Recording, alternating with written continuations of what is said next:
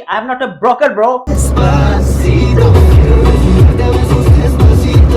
Guys निकल पड़े हम अब फिर से, पता नहीं तो निकल पड़ा हूँ फिर से मैं एक नए सफर के लिए और आज हम इस सफर में पहुंच चुके हैं गुड़गांव रियल एस्टेट के 5वें एपिसोड पे। आई होप कि आपको हमारे 4 एपिसोड पसंद आए होंगे। लगभग आपके सवालों के हमने आंसर करे हैं और जो रह गए हैं, जो कमेंट हमारा रह गया है करना, वो बहुत जल्द हम करने वाले हैं। काफी सारे ऐसे कमेंट्स हैं जो कंस्ट्रक्शन अपडेट को लेकर है, इस यूनिट में कितना काम हुआ, इस यूनिट में कितना काम हुआ। तो मैंने लास्ट कल की वीडियो में भी बोला था कि बहुत जल्द 2 से 3 डेज में हम वहां पे कमेंट का रिप्लाई करने वाले हैं कि इस वजह से लेट हो रहा है ना कि कुछ गलती ना हो जाए। अब इस वीडियो में क्या है, देखिए इस वीडियो के अंदर रैपिड फायर की तरह आपके क्वेश्चन का आंसर है। सबसे पहला क्वेश्चन हमारे पास आया था, M3M वापसी करेगा कि नहीं करेगा। तो बिल्कुल करेगा वापसी, बहुत बड़ा प्लेयर है M3M और वो अब मार्केट में आएगा तो किसी और लेवल पे, किसी और जोश के साथ आने वाला है। अब M3M समझ चुका है उसने गलती कहां करी थी, बट आपने देखा होगा इन सब चीजों में जो उसकी कंस्ट्रक्शन है, लगभग चीजें चल रही थी, उसने रुकने नहीं दिया। तो M3M वापस आएगा। अगर बायर को दिक्कत हुई है और किसी चीज में फंस गए हैं तो आप ऋषभ स्टेट को कांटेक्ट करें, हम आपके हर एक चीजों को सॉल्व जरूर करेंगे। We have a legal team and I am also advocate. एक हमारे सब्सक्राइबर है, उन्होंने मेरे को कमेंट करा था कि सिग्नेचर में वो इन्वेस्ट करना चाहते हैं। तो ये पूछना चाह रहे थे कि सिग्नेचर के 5 से 6 प्रोजेक्ट ऑनगोइंग है गुड़गांव रियल एस्टेट में, तो किस प्रोजेक्ट में इन्वेस्ट करूं। एक्चुअली वो जो लेना चाह रहे हैं वो एंड यूजर के लिए लेना चाह रहे हैं, मीन्स क्यों रहना चाहते हैं। तो देखिए सर, मैं एक चीज आपको बताऊंगा कि अगर आपको नियर बाय अभी करंट में सारी चीजें चाहिए तो 93 में जो उनका प्रोजेक्ट है वो सबसे बेस्ट है। बट आप ये सोच रहे हैं कि कहीं ना कहीं यार मैं थोड़ा टाइम रुक जाऊंगा डेवलपमेंट के लिए और अच्छा एप्रिसिएशन चाहूंगा, तो 93 तो है ही, और साथ ही साथ आप इसमें जोड़ ले 79B। ये दो प्रोजेक्ट्स मुझे सिग्नेचर के सच में बहुत अच्छे लगते हैं। अगर मैं आपको पर्सनल बताऊं इसके अंदर, तो 79B जो सेक्टर का जिनका प्रोजेक्ट है वो फ्यूचर में बहुत अच्छा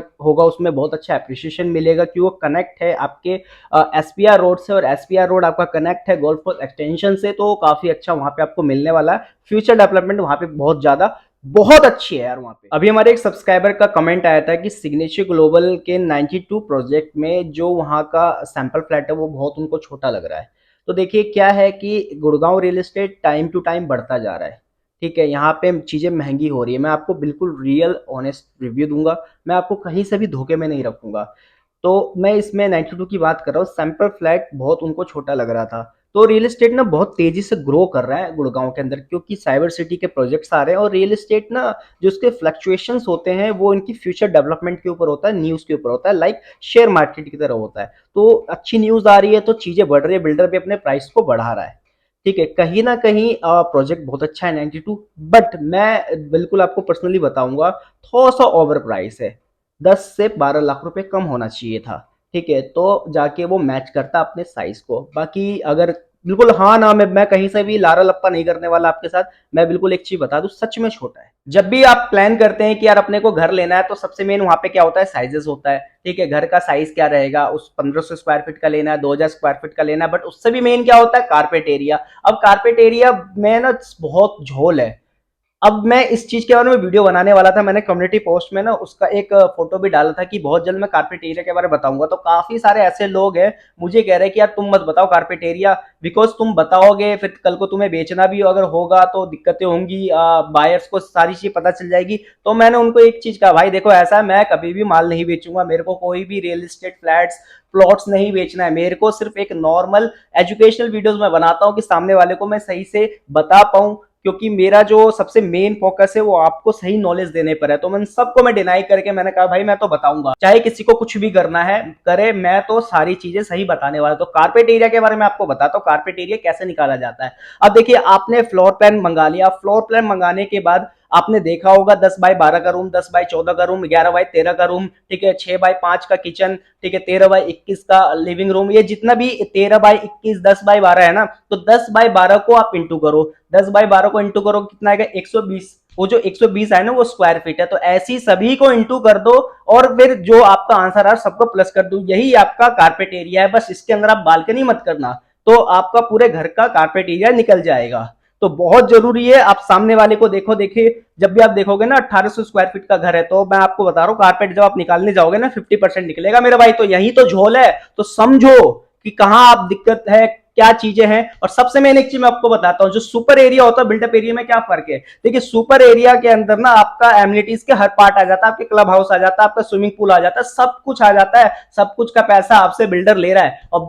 और बिल्डअप एरिया में क्या आता है, बिल्डअप एरिया में आपका आएगा जो स्टेयर्स है, जो लिफ्ट है, जो दोस्तों आपको एक चीज बताता हूं मैं, अगर आपको इन्वेस्टमेंट करना है ना करो, आपको घर लेना है लो, आपको फ्लैट में इन्वेस्ट करना है करो, बट सबसे मेन आप अपने पास नॉलेज रखो। अगर आपके पास नॉलेज होगी ना तो आप 1 करोड़ वाली चीज भी 90 लाख में खरीद सकोगे, क्योंकि आपको उसका एक्चुअल प्राइस पता होगा। आप कहीं से भी डाउन नहीं जाओगे, आप अप रहोगे। आपको वो पता होगा कि इस प्रॉपर्टी में अगर मैं इन्वेस्ट कर रहा हूं तो आने वाले समय पे मेरे को कितना एप्रिसिएशन मिलेगा। जब भी आप कोई भी प्रॉपर्टी खरीदो तो आपको न आने वाले 5 साल का डेवलपमेंट पता होना चाहिए, और ये पता होना चाहिए कितना पैसा मेरा बढ़ने वाला है, तब जाके आप उस प्रॉपर्टी में एंट्री। सो गाइस, मिलते हैं नेक्स्ट एपिसोड में किसी और टॉपिक के साथ, जहां पे होगा बहुत सारा धमाल, बहुत सारी मस्ती, और आपके नॉलेज को और ज्यादा मैं अप करने वाला हूं, हाई करने वाला हूं। तो इस चैनल के साथ जुड़े रहें, जैसा आप प्यार दिखा रहे हैं वैसा प्यार बनाए रखें। मेरा काम है आपको सही नॉलेज देना, ऑनेस्टी के साथ सारी चीजें बताना, कहीं से कुछ नहीं छुपाना, क्योंकि मैं ये इसलिए कर पाता हूं कि I am not a broker bro. मैं ब्रोकर नहीं हूं, बिकॉज मेरे को माल नहीं बेचना है, मेरे को कोई भी इंटरेस्ट नहीं है कि मैं बायर्स को ये ऐसी चीजें दिखाऊं कि मेरे को माल बेचना। नहीं भाई, अपने को कुछ भी नहीं बेचना, अपने को सही नॉलेज देनी है। इस YouTube चैनल का पर्पज ही है कि आपको नॉलेज देनी है, इस वजह से मैं सही तरीके से चीजें बता पाता हूं। तो अपना प्यार बनाए रखें और मिलते हैं नेक्स्ट एपिसोड में।